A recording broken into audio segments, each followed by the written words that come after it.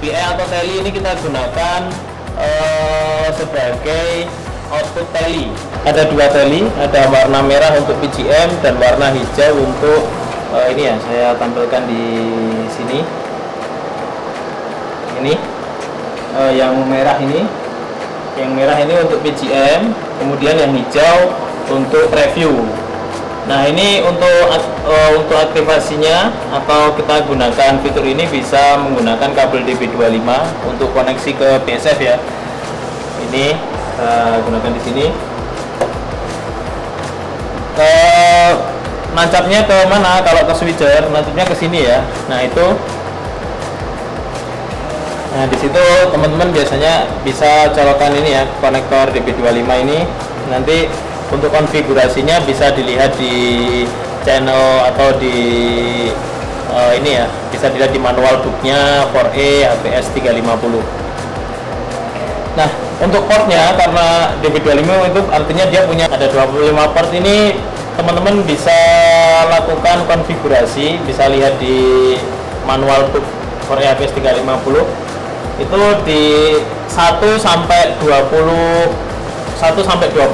itu untuk input 1 sampai 24. Kemudian di 25 itu adalah ground. Jadi ini DB25 dia ada 25 pin, 1 sampai 24 untuk input, 25-nya untuk ground atau sinyal min.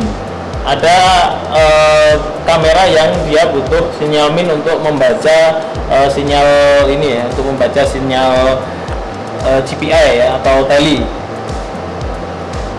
Kalau GPI biasanya tidak hanya digunakan untuk teli, tapi bisa digunakan untuk perangkat-perangkat yang lain, kontrol perangkat lain seperti di sini ada, kalau teman-teman lihat di sini ada Sierra Video Tech ini ya, Sierra dari Kramer. Ini router broadcast. Nah, ini teman-teman bisa lakukan routing menggunakan switcher HVS 350 ini. Ini ya di GPI in, ini juga bisa biasanya kita buat kontrol GPI out. Kalau teman-teman tahu ini ya, ada peralatan broadcast untuk SIGI namanya Expression. Nah, Expression itu punyanya Newtek ya. Itu bisa kita kontrol menggunakan GPI. Jadi untuk mengeluarkan SIGI tidak harus masuk ke ini ya, tidak harus masuk ke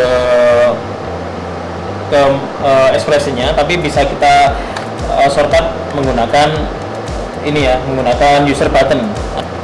Untuk 350 user buttonnya cuma ada 2, jadi sebaiknya kita gunakan switcher yang lebih besar, itu yang ini ya, HVS 2000 atau HVS 490 yang punya ini ya, yang punya user button lebih banyak. Ini user button lebih banyak, itu bisa kita gunakan untuk calling video SIGI ya, SIGI dari Expression atau software atau perangkat-perangkat yang lain. Kemudian ada GPI out ya, ada GPI out.